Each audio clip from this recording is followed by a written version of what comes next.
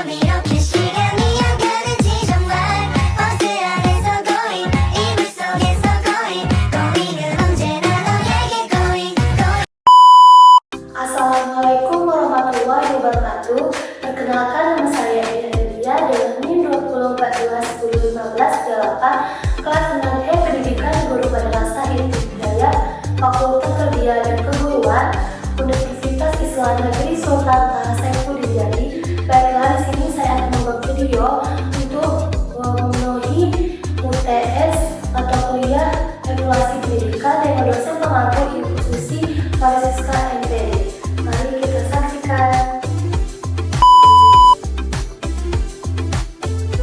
Pengembangan instrumen evaluasi pembelajaran. Evaluasi pembelajaran adalah proses untuk mendapatkan data dan informasi yang diperlukan dalam menentukan sejauh mana dan bagaimana pembelajaran telah berjalan agar dapat penilaian dan perbaikan yang dibutuhkan untuk memaksimalkan hasilnya. Tahapan pengembangan instrumen evaluasi terbagi menjadi 3. Yang pertama itu tahap persiapan, tahap evaluasi, tahap pelaksanaan. Kemudian ranah evaluasi pembelajaran terbagi menjadi 3, yaitu ranah kognitif, afektif, dan psikomotorik. Yang pertama, ranah kognitif.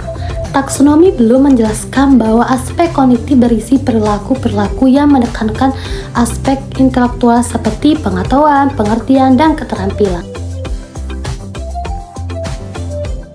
Nah, di sini ada contoh dari instrumen evaluasi pembelajaran di ranah kognitif. Misalnya kisi instrumen dan rubrik penilaian. Nah, di sini saya mengambil sekolah SD Negeri Mageran 2, mata pelajarannya IPAS, materi perubahan wujud benda. Adapun capaian pembelajarannya itu pada akhir fase B peserta didik dapat mengidentifikasi proses perubahan wujud zat dan perubahan energi dalam kehidupan sehari-hari. Nah, di sini ada kisi-kisi soalnya.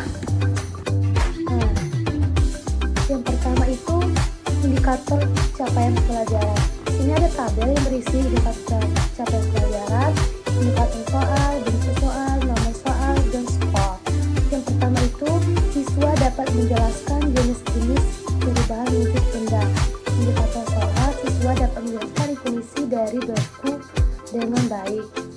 Yang kedua itu siswa dapat menjelaskan jenis-jenis perubahan wujud benda. Indikator soal, siswa dapat membedakan antara peristiwa menguap dan mengembun. Yang ketiga itu indikator itu siswa dapat menganalisis penyebab terjadinya perubahan wujud benda.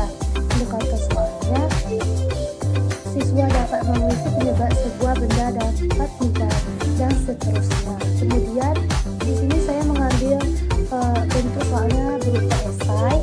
Nah, dari skor misalnya 1 jawaban yang benar mendapatkan skor 3.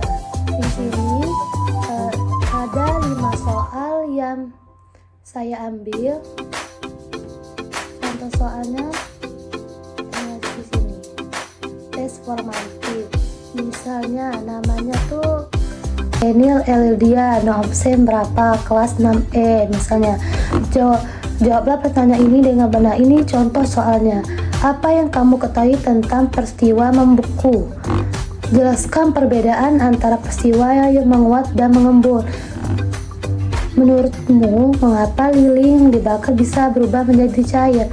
Menurutmu, mengapa es batu bisa menguap, uap air berubah menjadi cair?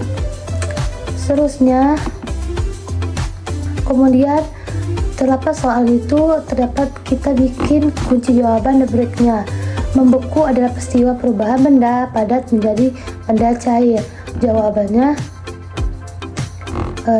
itu membeku adalah peristiwa perubahan benda padat menjadi benda cair.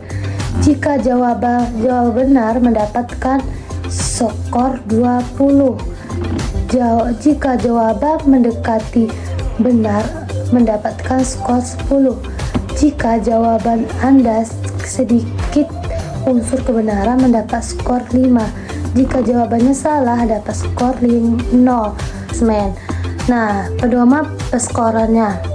Yang di situ skor maksimalnya itu kan 20 kali 5 soal. Tadi kan ada 5 soal. Jadi kalau siswa dapat menjawab dengan benar 5 soal tersebut, maka nilainya 100. Kemudian jika siswa itu cuman jawabnya 2 benar, 3 soal yang mendekati, berarti nilainya 70. Nah, apabila KKM-nya 75, berarti siswanya itu gagal.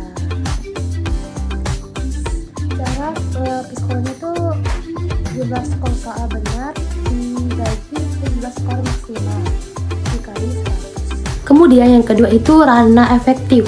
Penilaian efektif melibatkan penilaian terhadap aspek-aspek non-intelektual seperti sikap, minat, dan motivasi. Pentingnya penilaian ini karena pengaruhnya terhadap perilaku siswa di masa depan. Selanjutnya, contoh penilaian dari ranah afektif. Mata pelajaran IPA kelas 4 masih sama. Nah, aspek penilaian itu ada 2, yaitu tanggung jawab dan disiplin. Indikator penilaiannya itu yang pertama itu mengerjakan tugas dengan baik, mengumpulkan tugas tepat waktu, membawa perlengkapan belajar dengan lengkap. Ya, bagian disiplinnya itu tidak terlambat datang ke sekolah, melaksanakan piket kelas, mengumpulkan PR dengan waktu. Misalnya namanya Enil Elidia. Pada skor disiplinnya, misalnya ini tuh mengerjakan tugas dengan baik, mengumpulkan tugas tepat waktu, membawa perlengkapan belajar dengan lengkap. Nah, ini itu cuma capaiannya itu ada 2, yaitu mengerjakan tugas dengan baik, mengumpulkan tugas tepat waktu. Sedangkan yang terakhir ini tidak dilaksanakan oleh Enil, maka skor disiplinnya ada 2. Nah, terus pada sangat baik. Nah, kalau skornya 3 sangat baik. Kalau skornya 2